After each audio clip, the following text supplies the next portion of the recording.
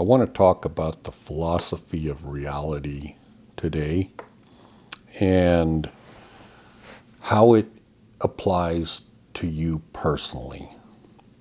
So there's or another way to title it, instead of the philosophy of reality, I could title it spiritual epistemology. And the word epistemology is kind of like, in reality, it's kind of like a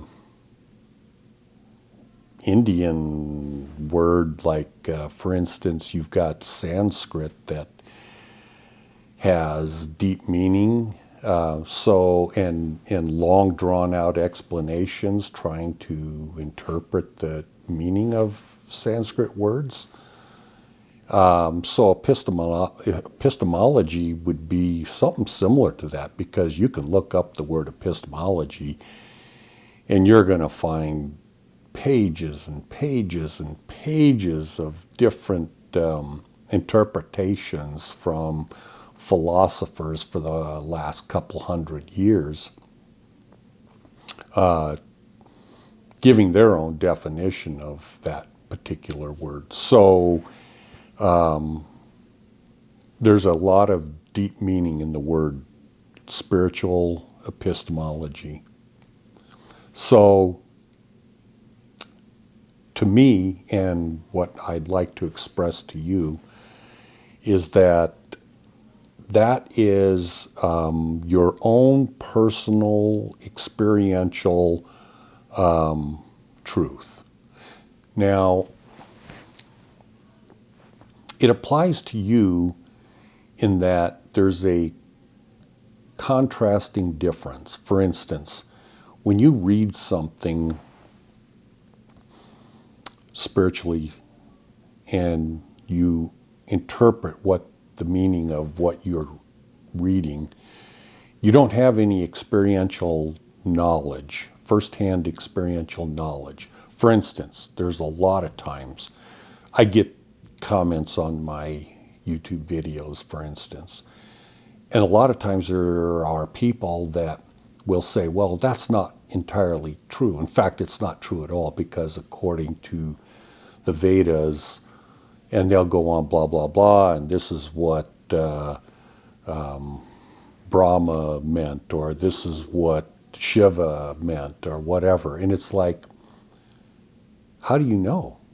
Why are you saying these things when you have absolutely zero epistemological understanding of what you are saying? All you're doing is regurgitating. All you're doing is parroting what somebody else has said. You don't know it's real. All you know is the writing that you read is real, but you have no way of backing that up without your own personal experiential knowledge. Does that make sense? And this is so extremely common. And the reason it's common in spiritual fields is it's because, like, for instance, when Jesus appeared on the scene, they hung him on a cross and killed him because his experiential knowledge of God was vastly different than the people he was teaching. And they were going off of historical teachings and words, etc., and it didn't match up with what he was teaching. So rather than listen to him and learn from him, they wanted to silence him. Everything is that way today too. There is no difference. And think about it. There's a good reason for that. And the reason is because it is so damn difficult to get experiential, firsthand knowledge from God. The same holds true with teachings of enlightenment. There are so damned few people that have ever lived, let alone alive today, that have experiential knowledge in that field. And it is going to it is going to disagree with the common teachings. It will disagree. And so you'll end up being the Lone Ranger, backtracking, I don't know how long ago, 15, 16, 17 years ago. I got to the point in my life. Now, mind you, this is after 35 plus years of studying spirituality and being fully involved in trying to learn the truth of spirituality and stuff. And I got to the point where I was reduced to nothingness. It was so devastating to realize I don't have any experiential knowledge that aligns with what the current teachings were. It was devastating to me. I was at a complete and utter loss because I had to make a decision. Is my experiential knowledge what I am going to go by, or am I going to go by the generally accepted principles that are taught in the world today? It was extremely difficult because your faith is based upon the teachings that are given today in the Vedas, in the Bible, and all these things. That's where your faith lies. And you think that that's where the teachings come directly to you from God, and it isn't true. Harshly speaking, I'd have to say it's just a pack of lies, everything that's written today. Now that's harshly speaking, and it totally is not true. But you're not going to find the truth, verifiable truth, in any scriptures, in any Vedas, in any teaching today. You have to get it directly from the source. You have to have, for instance, in Christianity in ancient times, they talk about visions and revelations and all of these things. You have to have them personally, for you personally, if you want to know what the truth is. You have to get information directly from the source, directly from God, if you want to know the actual truth. Now, is it wrong to get to study scriptures? Is it wrong to go to church? Is it wrong to go to Sangha meetings with gurus throughout the world? Is it wrong to study under the tutelage of these teachers? Absolutely not. You have to fill yourself to the brim with all the knowledge available before you're going to be qualified.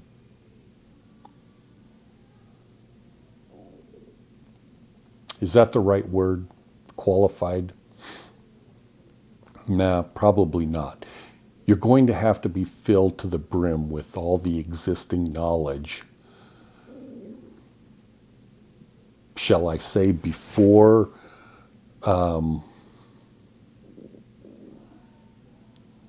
you are,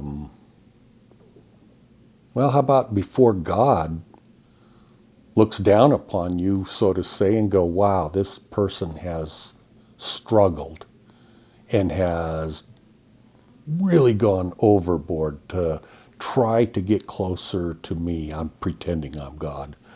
Trying to get closer to me to understand the truth, and has exercised every effort possible. And that person is still seeking the truth and is not satisfied with the written truth, but instead wants experiential first-hand knowledge. And that's when God goes, I better start sending this person visions, revelations, personal one-on-one spiritual experiences. That's what you're going to want if you want the truth. But there is a huge problem in that. And that huge problem is you are going to be at defiance against the generally accepted teachings throughout the world. I remember an incident one time when I was in a spiritual Sangha group with a guru. I kind of liked this guy, this guru. He was very, very, very abrupt. Very, very, very, he came across as a sociopath,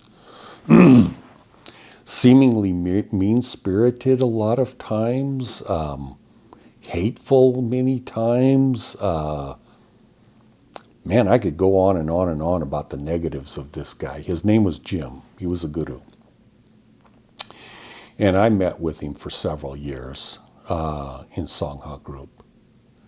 But I remember an incident where there was several of us in this Sangha group, and this person that had been there, I don't know, over the course of several months, maybe 10 times or whatever, and he disagreed with the guru. And he said, but according to the Vedas, or according to this, or according to that, and he got his book out and started flipping pages. And Guru Jim nonchalantly told him, please put that away. We're not going to go into, we don't do that here in this group. Well, I wanted to show you the truth. And Jim says, look, I'm only going to tell you this one more time. Put that down. We're not going to go into books. This group right here, he says, are for the spiritual elites in the world. Now that could come across as very prideful. It could come across as exclusive. It could come across a whole lot of ways. But the way he meant it was, if you found your way to my group, then you are sitting in a group of spiritual elites. Or you're sitting in a group of some spiritual elites, but people that are willing to learn. And we are dealing with a priority of information, firsthand experiential. That's the people in this group. We're not dealing with second, third, fourth hand information that's found in scriptures. And the guy kept, I was like, I was like sitting in my seat going, oh my God, this is getting intense, because the guy kept going into his book, even though he was told not to.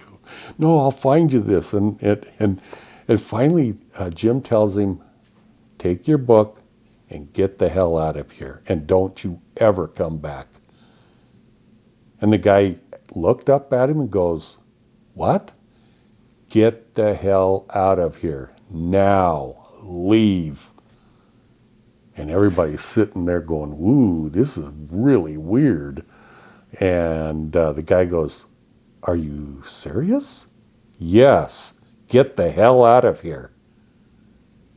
And some of the other people go, well, can't he stay? No, leave now. And the guy gets up out of his chair and he goes, are you serious?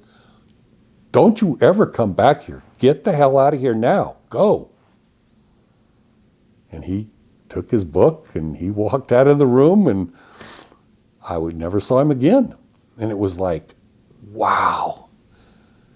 Can you imagine the teaching lesson that was being taught to everyone in that Sangha group? Now, the person that left, he might have had feelings of hatred. He might, to this day, to his dying breath, he might have feelings of resentment and angered and everything. Okay, be that as it may. But everyone in that group learned a valuable lesson. And that's what I'm trying to teach right now.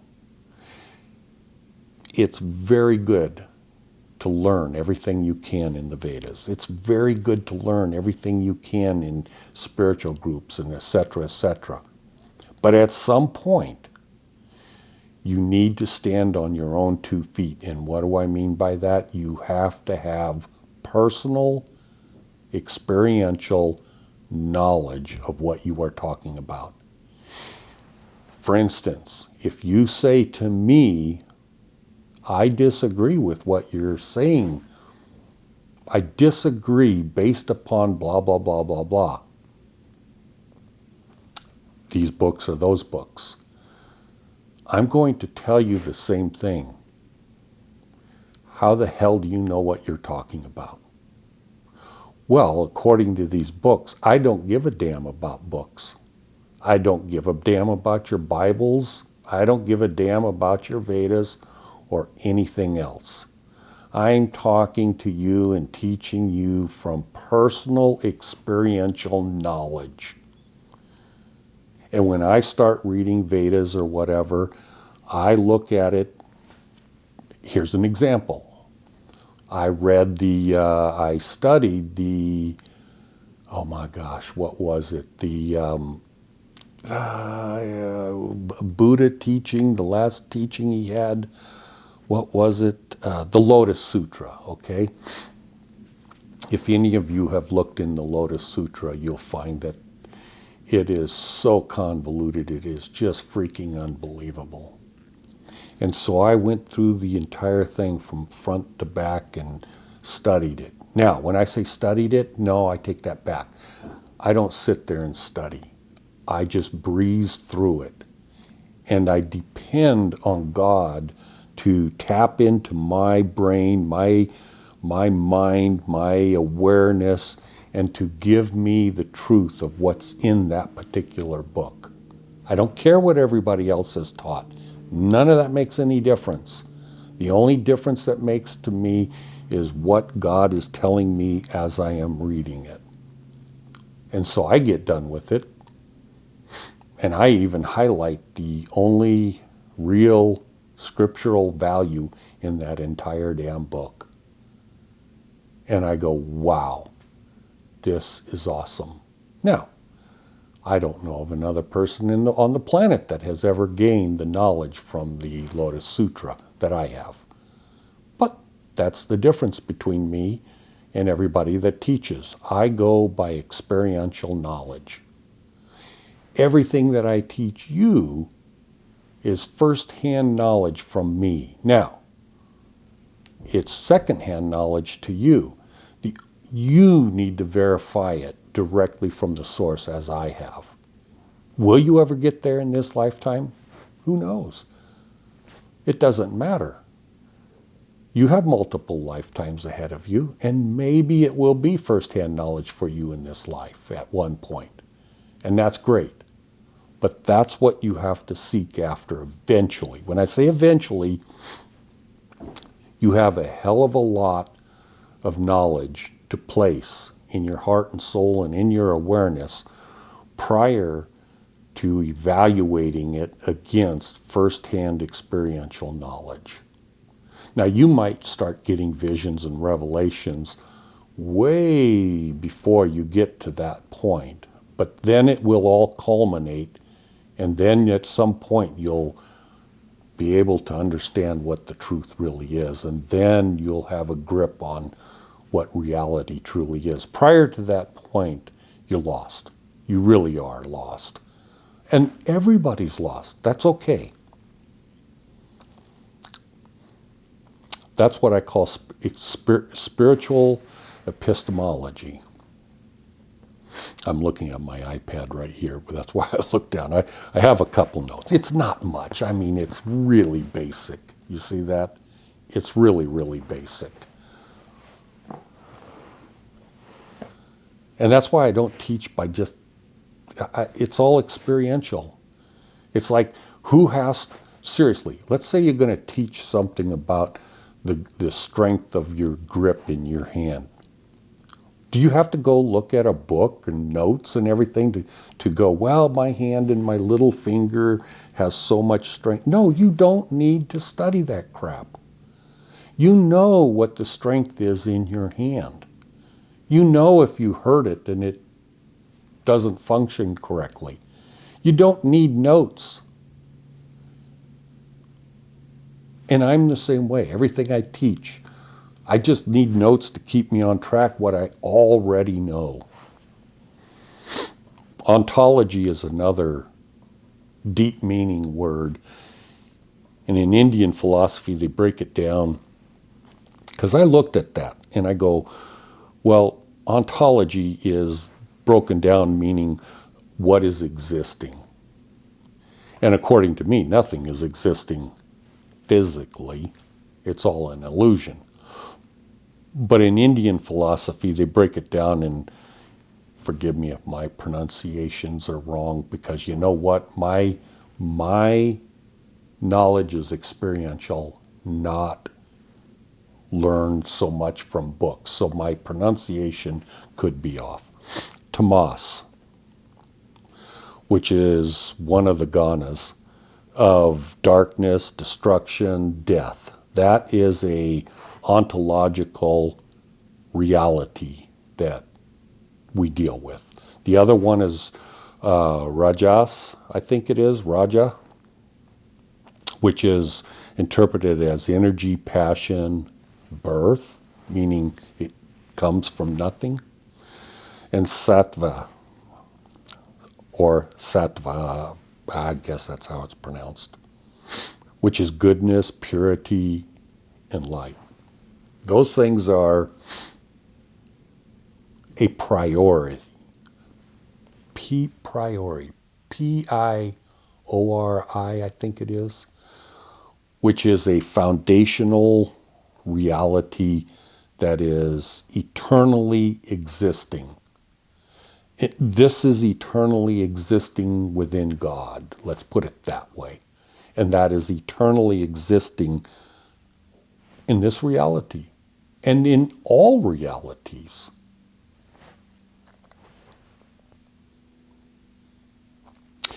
So I think the last thing I wanted to talk about was this particular reality we live in. Since this particular reality is an illusion, this should sink into your head, okay? Since this particular reality is an entire illusion, think of another illusion. For instance, you are flying around on the back of these pterodactyls, like in that particular movie, whatever it was, or any make-believe movie that you have ever seen. This particular reality we are living right now today has just as much validity as any make-believe reality that you can think of. There is no realness to this reality any different than the realness in a movie-type reality. How's another way to put that? Those existing ontological values that I just talked about are the same in any reality that you can conceive of. And this particular reality that God has created is no different than, not no different, has no more validity of strength of reality than any make-believe reality. And in fact, we may live very many make-believe realities in other existences. This is just one of them. And since God can change it like that into a make-believe reality that appears to be make-believe at this point in our life, it would appear to be as real as reality when you wake up and born into that particular reality. This particular reality, since it has no foundational existence based upon physicality, meaning there's no light, there's no darkness, there's no physical atoms and electrons and gravity. All of these things are all make-believe. Mathematics is make-believe. Everything is make-believe, but we believe it to be real. And of course, we believe it to be real on purpose so that we can create ourselves into what we are. Since those ontological realities that I talked about are foundational in every reality that we exist, we interact with those ontological realities to create ourself. For instance, you might be a billionaire in this reality as a way to test you, to see what you are, to see what you're made of. And lastly, I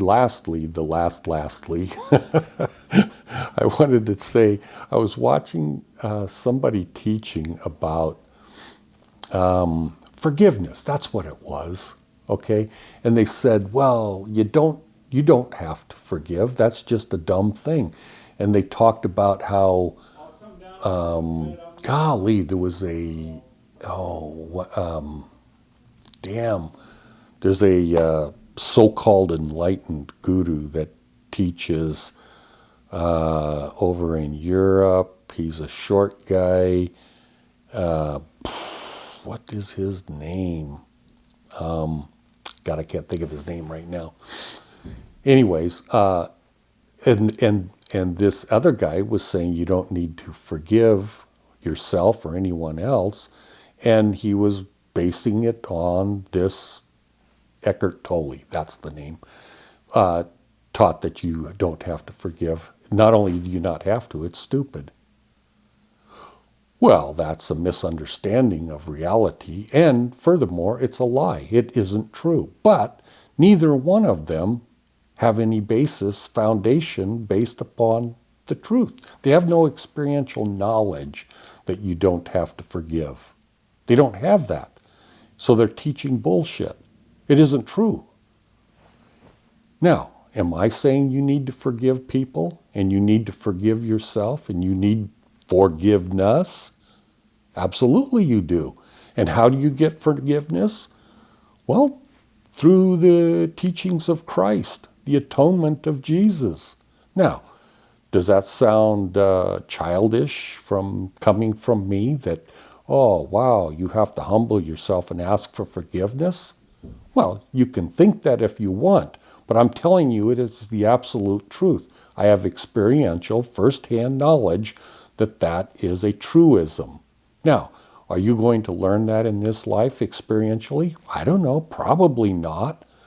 But I'm telling you, I have first-hand knowledge that that is true. These people are teaching lies. But so what? It doesn't matter. The lies are great to have so that you can create yourself into what you are, or going to be. Let's put it that way. Okay, I think that's the last thing I wanted to teach today. And yeah, I should... And let me say one last thing. There are people that email me, maybe even over a week ago. I haven't replied to anybody for over, I don't know, maybe even 2 weeks. I am sorry that I don't reply. But there are times when I just don't feel proper. In other words, when I communicate with any of you, it has to be pure. It has to be from my heart and soul as connected with God. And I want to be knowledgeable about what's going on in the world. And so sometimes I get on a kick, so to say, or I start to see what's going on in the world and the wars that are going on and the incompetent, impotent, moronic leaders in the world and what's going on right now, that stupid World Economic Forum with all these horrible, hateful, demonic, horribly evil fucking people that are controlling our planet right now. And it gets depressing sometimes, these self-righteous, these horrible, demonic, evil bastards that are self-centered and hypocritical. And I mean, it's like they tell you you're not supposed to have a big carbon footprint as they fly on their private helicopters off of their yachts into their super jumbo jets to fly to super opulent resorts and hire prostitutes to come in and consume drugs and everything. And these are the fuckers that are running our planet. Now you can understand the language I'm using right now, why I haven't read any of your emails or wanted to comment, because it's like so, but I want to know what's going on in the world. I don't want to be unaware. I don't want to be ignorant. And so, yeah, so maybe it's time to shut those channels down and quit looking at it. I think I've learned enough lately what's going on in the world, and it's time to immerse myself back into spirituality. And I will read those emails and follow up maybe even tonight. And so I apologize for not getting back to you. But yeah, that's real world from a person that is enlightened and has a profound love for God, and yet I can hit my finger with a hammer and it'll hurt like hell. But you know what? I also am a human being, and I get connected spiritually, or I can feel the, it's like a normal teachings from a guru might go, well, they're just so calm and all. No, I don't get flustered about anything and everything and blah, blah, blah, blah, blah. That person doesn't know what's going on in the world. They act like they do, but they don't. Now, on another note, am I